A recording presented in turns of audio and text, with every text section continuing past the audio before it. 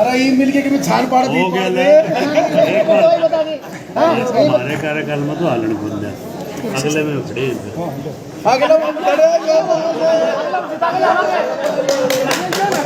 नगर निगम commissioner के सरकारी आवास की तस्वीरें तो आपको याद ही होंगी कुछ समय पहले की, जहां पर एक व्यक्ति बेहोशी की हालत के अंदर कुल मिलाकर के 4 घंटे तक सड़क के ऊपर ही पड़ा रहा, लेकिन नगर निगम कमिश्नर अपने सरकारी आवास से बाहर नहीं आए।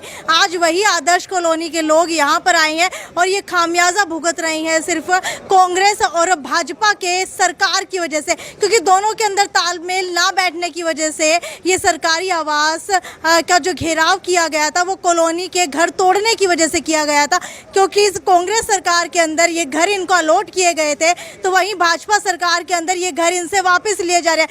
आज जो है मेयर गौतम सरदाना के साथ साथ रामनिवास घोडेला और बहुत सारे जनप्रतिनिधि जो है वो मिलने के लिए गए हैं नगर निगम कमिश्नर से। हालांकि पता चल रहा है कि वो किसी बात से नाराज हो गए, क्या है नाराजगी वो जानने की कोशिश करते हैं। रामनिवास घोडेला इस वक्त हमारे साथ मौजूद है। आज हमारे यहाँ आदर्श नगर के मेरे पिता समान बुजुर्ग नौजवान साथी भाई, मेरी माता, मेरी बहनें कमिश्नर साहब से मिलने के लिए आई थी। जो नगर निगम कमिश्नर दैया साहब है उनके पास हुड्डा साहब का चार्ज भी है, हुड्डा दफ्तर का। तो इसलिए इन्होंने मेरे को कहा था कि भी देखो चौटाला साहब की सरकार में 1-4 सेक्टर की ज़मीन एक्वायर कर ली थी, और जब हमारी सरकार आई कांग्रेस पार्टी की सरकार, हुड्डा साहब जब मुख्यमंत्री बने तो उन्होंने उसके अंदर रिलैक्सेशन दे दी थी। परंतु ये सरकार दुर्भाग्यपूर्ण बीजेपी की सरकार बन गई और बनने के बाद में वह ज़मीन दोबारा फिर उन्होंने एक्वायर करने का काम किया। और ये बार बार पीड़े पंजा का एक डर करते हैं ताकि गरीब आदमी घर अमन और चैन से जो सोते हैं, रात को दिन में काम करते हैं और रात को थोड़ा बहुत सोवे तो फिर इनको रात को नींद नहीं आती, क्यों क्या पता कब ये पीड़ा पंजा लेके आ जाएंगे। तो इन्होंने मेरा आगे बात रखी, फिर हमने आज कहा, मैंने कहा कमिश्नर साहब के पास मैं चलूँगा अभी साथ में। इन्होंने बार कहा कि पहले भी हम गए थे, हमारी बात को नहीं सुना गया, और कमिश्नर साहब ने ओढ़मा भी दिया इन गरीब आदमियों के ऊपर कि मेरे घर आगे। देखो जो अधिकारी और कर्मचारी जो होता है उसका भाई उनकी 24 घंटे ड्यूटी है। बाल बच्चे तो हैं, मैं मानता हूँ इस चीज़ को, परंतु ड्यूटी 24 घंटे की है उनकी, ये नहीं कि 8 घंटा की। तो 24 घंटे ड्यूटी है। कोई भी अपनी दुख दुविधा जब होती है, दुख तकलीफ होता है तो उसका दरवाजा पर जा सकता है। अगर ऑफिस में नहीं मिला, घर चल के क्या बात होगी। तो उसमें मान लिया दैया साहब ने नाराज़गी महसूस करी, तो हमने उनको यही कहा कि भाई कोई बात नहीं, अगर ये गए हैं तो इनका तकलीफ है जब गए हैं। तो दैया साहब ने ये कहा कि देखो भाई ये काम है, हमारे वहाँ पर राजेश कोच सिंह हैं अधिकारी, उनका काम है, मैं उनको बोल दिया। तो कमिश्नर साहब ने उनको बोलिया भी है, और अब हम सभी साथी वहाँ पर राजेश कोच जी जो एडमिनिस्ट्रेटर हैं हुड्डा के, उनके पास जाएंगे और उनसे मिलेंगे, इनकी बात को उनको समझाएंगे। भाई ये गरीब आदमियों को, एक तो हमारे वाली सरकार थी कांग्रेस पार्टी की सरकार जो गरीबों को, हुड्डा साहब की सरकार के अंदर गरीबों को बसाती थी। एक आज ये आदरणीय मनोहर लाल खट्टर साहब की सरकार है जो गरीबों को उजाड़ती है। जैसे कि हमारा मिल गेट के अंदर सैकड़ों परिवार तोड़ दिए थे, सैकड़ों मकान, और अब ये तोड़ने लग रहे हैं। हमारी सरकार के अंदर, हुड्डा साहब की सरकार के अंदर 3,92,000 100 वर्ग गज के प्लाट हुड्डा साहब ने दिए थे। हरियाणा क्या देश के अंदर पहला हरियाणा प्रदेश था जो ऐसे गरीबों को हमने रहने के लिए प्लाट दिए थे। ये बात तो आप नगर निगम कमिश्नर के घर के सरकारी आवास की बात की जाए तो क्या उनका फर्ज नहीं बनता था कि वो घर के सामने आकर के इन लोगों की बात सुनते हैं? बिल्कुल, देखो कर्मचारी हो, अधिकारी हो, चाहे राजनेता हो, पब्लिक तो जब उनका बार नागा आवेगी, जब पब्लिक का को दर्द होगा। ये सारे के सारे आदमी 100, 200, 300 रुपये दिहाड़ी करने वाले आदमी हैं। इनके पास कहाँ समय है ये किसी के मकान पर धरना देंगे? इनके पास कहाँ समय है किसी अफसर की हाजिरी मारेंगे? इनका तकलीफ हुई आपका धंधा छोड़ के, और सैकड़ों की संख्या में 1,000-2,000 रुपये किराया लगा के बेचारे वहाँ पर आए थे। देखो मैं तो ये फिर भी कहना चाहूँ कि देखो कह तो ये सरकार ठीक काम करे, नहीं यही जनता ने इस सरकार को बनाया था। जो गरीब समाज है, इस समाज ने ही इस सरकार को बनाने का काम किया था। अगर ये गलत काम करेंगे तो आने वाला चुनाव 1 साल का समय भी नहीं बचा चुनाव का। लोकसभा के तो 7-8 महीने बचे हैं, और विधानसभा भी क्या पता, ये सरकार सीर-मीर की सरकार है, क्या पता पहले हो जाए। तो विधानसभा के साथ लोकसभा का चुनाव के साथ विधानसभा का चुनाव हो सकता है। जो आज ये लोग सत्ता के अहंकार में एक आपका घमंड महसूस कर रहे हैं। ये इस घमंड को चकनाचूर करेगी ये जनता, में ये कहना चाहता हूँ। बाकी इनसे पूछ लो। आप लोगों को ये प्लाट जो है दिए कब गए थे? हमने ये प्लाट लिए हैं जी, किसी ने तो 1993 में, 94 में, और गवर्नमेंट का लेटर था 2002 नवंबर का, धारा 4 का रिक्वायरमेंट का। उनका हमने ऑब्जेक्शन किया। वो ऑब्जेक्शन के जो हमारे सबूत हैं इनको ऑफिस के अंदर हैं। उसके बाद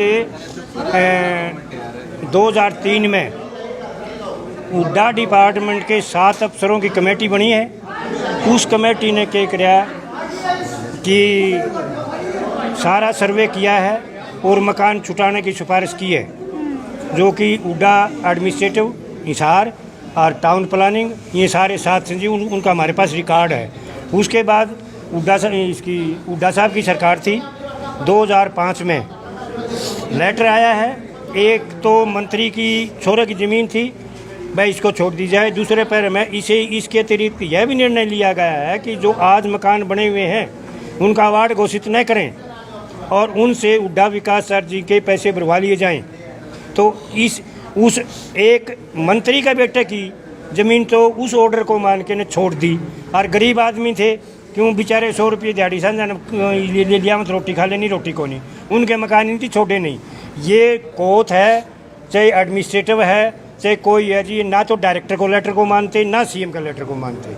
सीएम का लेटर चाहिए, आपने दिखा दूँ दन्नू, और इनका 7 आदमियों के साइन है, उनका कहो तो आपने वो दिखा दूँ, ये ही है। और अपने आप हमारा आगे तो नहीं बोला जी, जब तक फैसला नहीं होगा मकान नहीं फोड़ेंगे। जाके एक बुढ़िया बैठी थी, उसका मकान तोड़ दिया जी। 2005 की हुड्डा टाइम की, जब भूपेंद्र सिंह हुड्डा था, इसमें साफ लिखा है। इसके अतिरिक्त सरकार ने यह भी निर्णय लिया है कि जो धारा 4 से पहले के स्ट्रक्चर बने हुए हैं उन स्ट्रक्चरों का अवार्ड घोषित न किया जाए और उनसे हरियाणा का हुड्डा का विकास चार्ज भरवा लिया जाए। हम विकास चार्ज भरने के लिए तैयार हैं और इनकी नहीं भरवाई। सोसाइटी के मिली भगत के कारण हुड्डा डिपार्टमेंट ने सरकार का करोड़ों रुपया का घपला किया हुआ है। इस पर ये इंक्वायरी नहीं करते, ना तो ये इंक्वायरी करता। वह बेचारी बुढ़िया भी बच गई। लेकर आपके कॉलोनी में पहुंच जाते, क्या उससे पहले कोई नोटिस वगैरह? कोई नोटिस नहीं आया जी। नोटिस आया था जी हमारे फोन का सितंबर में, उसका हमने जवाब दे दिया। उसका उल्टे के जवाब के कोई तो कोर्ट ने ऑर्डर पास किया नहीं, कुछ और नहीं, वहाँ जेसीबी लेके भेज दी। वह बेचारी बुढ़िया थी, बच गई, कम से कम 85-90 साल की। और जो नगर निगम कमिश्नर के सरकारी आवास के बाहर एक व्यक्ति बेहोश हो गया था, उसका क्या रहा? उसका जी फिर हमने अस्पताल में जाके ठीक करवाना पड़ा जी, गर्मी में बेहोश हो गया है। अभी ठीक करो है वो, अरे अभी तो पड़िया ही खाट में, खाट में पड़े अभी तो उसका तो ग्लूकोज चलन लग रही है। इनका क्या बिगड़े तो लेर पंचायत तीसरे दिन भेज दे हैं। इनके बाप की जमीन थोड़ी है, वाह जमीन हमारी है वाह। और हमारी कांग्रेस सरकार ने रिलीज कर रखी है और फिर भी ये धक्का कर रहे हैं। नगर निगम में बड़ी बड़ी एलईडी लाइटें लगा दी जाती हैं, लेकिन मूलभूत सुविधाएं जो लोगों को घर में रहने के लिए चाहिए वो तक मुहैया नहीं करवाई जाती। सड़क जो है वो बना दी जाती है, लेकिन सीवरेज कनेक्शन बाद में दिए जाते हैं। खैर, विभागों का तालमेल ना बैठने की वजह से लोगों को इनके तालमेल का शिकार होना पड़ता है, क्योंकि नगर निगम कमिश्नर का कहना है कि हुड्डा डिपार्टमेंट में आप लोग जा करके मिलिए और उसके बाद जो भी होगा अच्छा ही होगा। कुछ इस तरीके की बातें जो है नगर निगम कमिश्नर की तरफ से कही जा रही हैं, लेकिन अभी तक ये क्लियर नहीं है कि इनके घर तोड़े जाएंगे या नहीं तोड़े जाएंगे। खैर, वीडियो को ज़्यादा से ज़्यादा शेयर करते रहिए, क्योंकि जो एक आदमी है वो अपनी जमा पूंजी इकट्ठी करके पूरे जो है अपनी ज़िंदगी की वो उस घर के अंदर लगा देता है, लेकिन अचानक से आकर के सरकार बाकायदा कागजात होने के बावजूद भी एक ही सेकंड लगाती है और उनका घर तहस महस करके चली जाती है और कहती है ये तो भाई हुड्डा सरकार की ज़मीन थी। वीडियो को ज़्यादा से ज़्यादा शेयर करते रहिए और अगर आप लोग भी इनका दर्द समझते हैं, एक घर तोड़ने का दर्द क्या होता है, वो भी नीचे कमेंट सेक्शन के अंदर लिख करके बताइए और ज़्यादा से ज़्यादा वीडियो को शेयर करते रहिए। ये थी साक्षी सोनी की रिपोर्ट हिसार के नगर निगम से। नमस्कार।